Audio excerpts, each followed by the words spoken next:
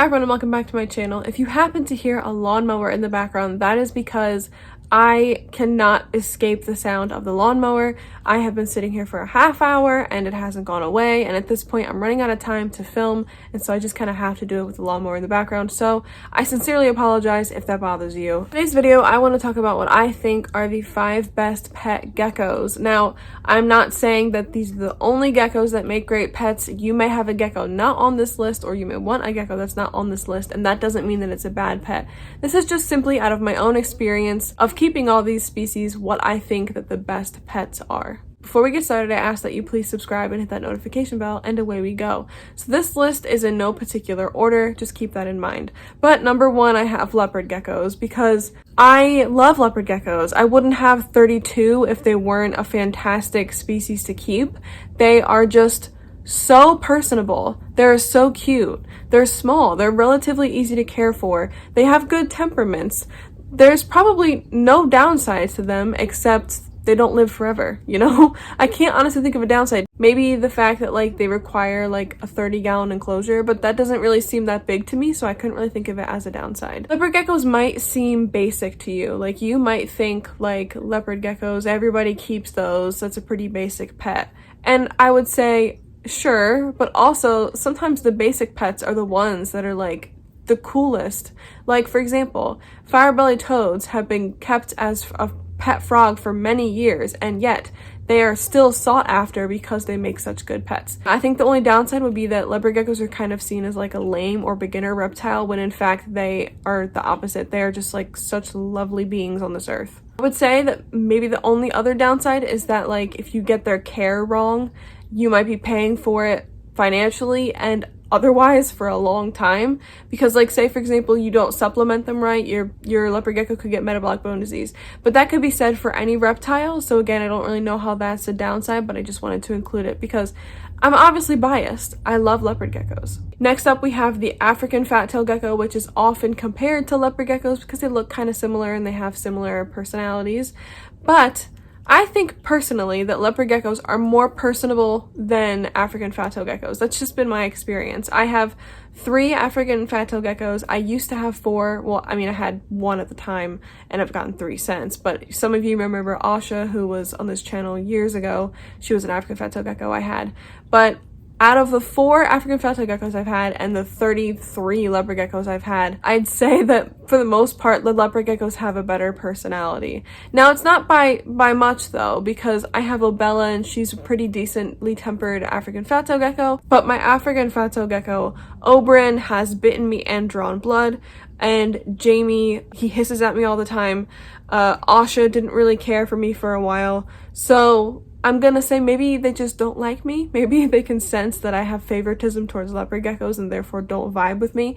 But I think that they make absolutely great pets for a lot of the same reasons as leopard geckos. You know, they're relatively easy to handle, they're very cute, very personable. I think I've just had a better experience with leopard geckos, but there's tons of people who like African fat-tailed geckos more. And again, the only downsides I could possibly list would be they require a 30-gallon enclosure or around that size, and they could get illness, you know, just like any pet. So again, not really downsides. Next up is the Chinese cave gecko, which I think is probably one of the coolest looking, simpler reptiles that there are. And I only say simpler is because they're a small gecko and they're starting to become more popular in the hobby, and so soon they'll just kind of be looked at like African fat-tailed geckos, you know what I mean? But they shouldn't be. And also, African fat-tailed geckos shouldn't be either because they're just as cool. But the Chinese cave gecko is not only cool in its appearance, it's cool in its enclosure. You get to do something really cool with their enclosure. This is actually my Chinese cave gecko enclosure. Fully live planted bioactive, which I have. This is a 18-18-18 though. But yeah, they're just incredible little geckos. They don't have the best personalities. They're more of a look, don't touch kind of gecko. They don't really get the fat tail that an African fat tail or a leopard gecko get. However, they are a small-bodied gecko. They do a lot more climbing than leopard geckos, which is completely cool because at night I'll turn a light on and she's climbing around her background. But they're just a really, really cool gecko. Again, only downside would be they could get ill, they require a more elaborate enclosure, and they don't have the best temperament. Next up is the Crested Gecko. Now, again, much like leopard geckos and African fat-tailed geckos, they get a rap as being like a simplistic or more boring reptile. And I think that's so dumb because they're just as good as all the other reptiles. I don't think there should be like a contest about what's cool and what's not. But crested geckos might appeal to you because of the enclosure you can build. They require like a good 30-gallon type of vertical enclosure. A lot of times people will keep them in 18-24 exoteras. They're the type of gecko that doesn't require insects. Now, that's kind of debated. A lot of people will still give them insects. Some people won't. In full-grown crested geckos, they might not even take insects. So it's gonna vary from situation to situation, but they don't need to rely off of insects like a leopard gecko, a Chinese cave gecko, or an African fat-tailed gecko. They eat a pre-made diet like a Pangea or a Rapashi.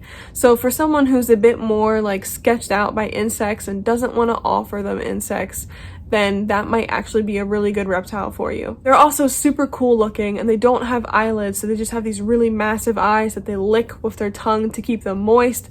They're really cool feeling. They feel like smooth or velvet to the touch. The only downside to having a crested gecko is that they aren't super handleable. Like, they're not super comfortable being handled and may often like jump out of your hands or defecate on you. And last but not least, I have one gecko that is definitely not considered like a beginner reptile, and that would be the Leachianus Gecko. Now, the Leachianus Gecko is the biggest gecko in the world, also comes from the same place as crested geckos, but is a lot bigger. It's like Godzilla in gecko form. They're massive, they pack a powerful bite, so that might not be something you're looking for.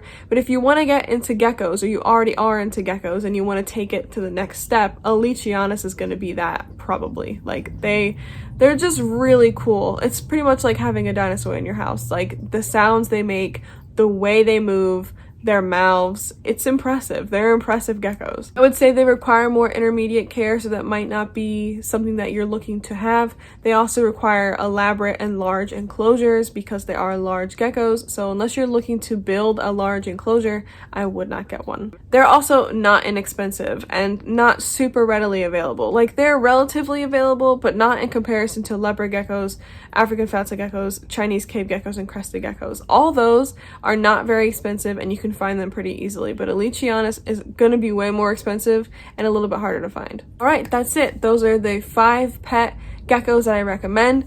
This list could easily have been like 10 geckos that I recommend, so maybe in the future I'll do an add-on and be like 5 more that I recommend, but these are my favorites. Let me know what your favorite geckos are down below. Thank you so much for watching. I hope you enjoyed. If you have any questions, comments, or concerns, please let me know. Also, please leave a like, please subscribe, hit that notification bell, and with all that, I will see you guys in the next one. Bye!